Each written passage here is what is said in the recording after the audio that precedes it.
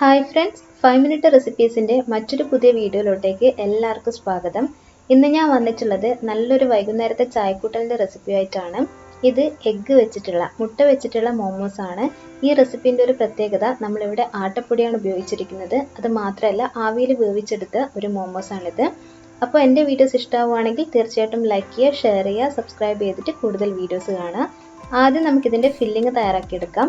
അതിന് വേണ്ടിയിട്ട് ഒരു ചീനച്ചട്ടി അടുപ്പത്തോട്ടേക്ക് വെക്കുക. അത് ചൂടായി വരുമ്പം അതിലേക്ക് ഒരു 2 ടേബിൾ സ്പൂൺ ഓയിൽ ഒഴിക്കുക. എന്നിട്ട് 3 സവാള ചെറുതായിട്ട് അരിഞ്ഞത് ചേർത്ത് കൊടുക്കുക. സവാള നേരത്തെ വഴണ്ടി കിട്ടാൻ വേണ്ടിയിട്ട് ഒരു നുള്ളുപ്പ് നമുക്ക് നേരത്തെ ചേർത്ത് കൊടുക്കാം. പിന്നെ ഇതിലോട്ടേക്ക് ഒരു 3 പച്ചമുളകും കൂടെ ചെറുതായിട്ട് അരിഞ്ഞ് ചേർക്കുന്നുണ്ട്. എന്നിട്ട് നന്നായിട്ട് വഴറ്റിയെടുക്കാം. അതിൻ്റെ കൂടെ ഒരു അര ക്യാപ്സിക്കം കൂടെ ചെറുതായിട്ട് അരിഞ്ഞ് ചേർക്കുന്നുണ്ട്. ഇതും കൂടെ നമുക്ക് നന്നായിട്ടൊന്ന് വഴറ്റിയെടുക്കാം. പിന്നെ അതിൻ്റെ കൂടെ തന്നെ കുറച്ച് കറിവേപ്പിലയാണ് ചേർത്ത് കൊടുക്കുന്നത്. ഇനി ഇതിലേക്ക് ഒരു 1/4 ടീസ്പൂൺ ഇഞ്ചിയും അതേപോലെ തന്നെ ഒരു 1/4 ടീസ്പൂൺ വെളുത്തുള്ളിയും കൂടെ ചതച്ചത് ചേർത്ത് കൊടുക്കുന്നുണ്ട്. ഇതൊക്കെ കൂടെ നന്നായിട്ടൊന്ന് വഴറ്റിയെടുക്കാം. ഇനി ഇതിലോട്ടേക്ക് കുറച്ച് മല്ലിയിലയാണ് ചെറുതായിട്ട് അരിഞ്ഞ് ചേർക്കുന്നത്. ഇനി ഞാൻ ഇതിലോട്ടേക്ക് ചേർക്കുന്നത് ഒരു 1/4 ടീസ്പൂൺ മഞ്ഞൾപ്പൊടിയാണ്. അതിൻ്റെ കൂടെ തന്നെ ഒരു 1/4 ടീസ്പൂണോളം മുളക് പൊടിയും ചേർക്കുന്നുണ്ട്. പിന്നെ ഇതിൻ്റെ കൂടെ തന്നെ ഞാൻ ചേർക്കുന്നത് 1/4 ടീസ്പൂൺ ഗരം മസാലയാണ്.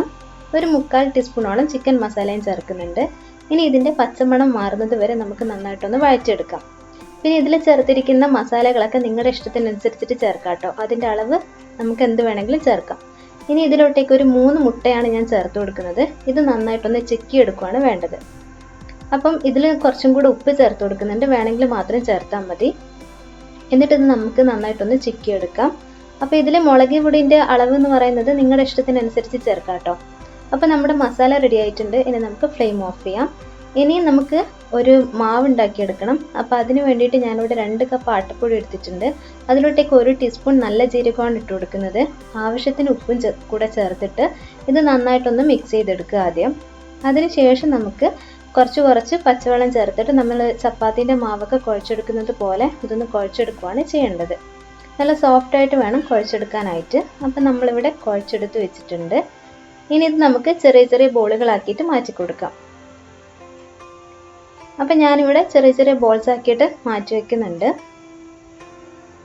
ഇനി ചെയ്യേണ്ടത് എന്താണെന്ന് വെച്ച് കഴിഞ്ഞാൽ ഇതൊന്ന് പരത്തിയെടുക്കണം. അപ്പോൾ വല്ലാണ്ട് നൈസായിട്ട് പരത്തണ്ട, ഭയങ്കര കട്ടിയും വേണ്ട, ഒരു ഒത്ത കട്ടിയിൽ വേണം ഒന്ന് പരത്തിയെടുക്കാനായിട്ട്.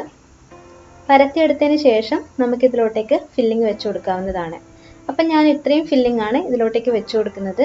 അതിന് ശേഷം നമുക്കൊരു ഫോർക്ക് വെച്ചിട്ട് ഇതിൻ്റെ സൈഡിൽ ഇതുപോലെ ചെയ്ത് കൊടുക്കാവുന്നതാണ്. അപ്പോൾ ഇതുപോലെ നമുക്ക് ബാക്കിയുള്ളതും കൂടെ ചെയ്തെടുക്കാം.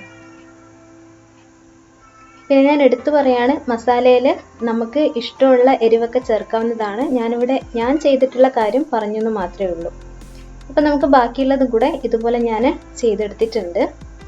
ഇത് നമുക്ക് പെട്ടെന്ന് തന്നെ ഉണ്ടാക്കിയെടുക്കാൻ പറ്റും. അത് മാത്രമല്ല കുറച്ച് ഹെൽത്തിയും കൂടിയാണ്. കാരണം അധികം നമ്മൾ ഓയിലൊന്നും ഇതിൽ ഉപയോഗിക്കുന്നില്ലല്ലോ. അപ്പം ഞാനിവിടെ ഇതുപോലെ എല്ലാം ചെയ്ത് വെച്ചിട്ടുണ്ട്. എല്ലാം ഇതുപോലെ റെഡിയാക്കി വെച്ചിട്ടുണ്ട്. അപ്പം ഇനി ഇത് നമുക്കൊന്ന് കുക്ക് ചെയ്തെടുത്താൽ മാത്രം മതി. ആവിയിലൊന്ന് വേവിച്ചെടുക്കണം. അപ്പോൾ അതിന് ആദ്യമായിട്ട് ഞാനൊരു അപ്പച്ചമ്പ് അടുപ്പത്ത് വെച്ചിട്ടുണ്ട്. അതിൽ വെള്ളമുണ്ട്. അതിൻ്റെ മുകളിൽ ഒരു ഇല വെച്ച് കൊടുത്തിട്ടുണ്ട്.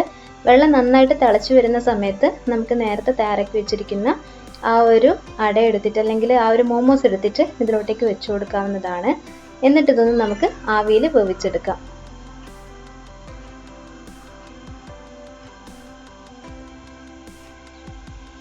അപ്പം ഞാൻ ഇത്രയും വെച്ച് കൊടുത്തിട്ടുണ്ട്. ഇനി നമുക്കിതൊന്ന് കവർ ചെയ്തിട്ട് വേവിച്ചെടുക്കാവുന്നതാണ്.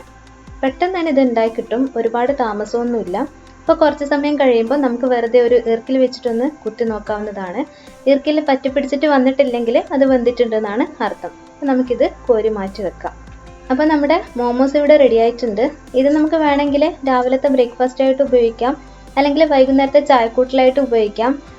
പിന്നെ എന്ന് വെച്ച് കഴിഞ്ഞാൽ ഇതിൻ്റെ ബെസ്റ്റ് ആയിട്ടുള്ള ഒരു കോമ്പിനേഷൻ വരിക നമുക്ക് മയോണൈസ് അൺഹെൽത്തി ആണ്. അല്ലെങ്കിൽ തക്കാളി സോസോ അങ്ങനെ എന്തെങ്കിലും വെച്ചിട്ടൊക്കെ കഴിക്കാം. അതും അല്ലെങ്കിൽ അങ്ങനെ തന്നെ കഴിച്ചാലും നല്ല ടേസ്റ്റാണ്. ഈ വീഡിയോ ഇഷ്ടമായിട്ടുണ്ടെങ്കിൽ ലൈക്ക് ചെയ്യുക, ഷെയർ ചെയ്യുക, സബ്സ്ക്രൈബ് ചെയ്തിട്ട് കൂടുതൽ വീഡിയോസ് കാണുക. വീണ്ടും നല്ല റെസിപ്പി വീഡിയോ ആയിട്ട് നാളെ ഉച്ചയ്ക്ക് 2 മണിക്ക് കാണാം. അതുവരേക്കും take care, bye bye. Thank you for watching.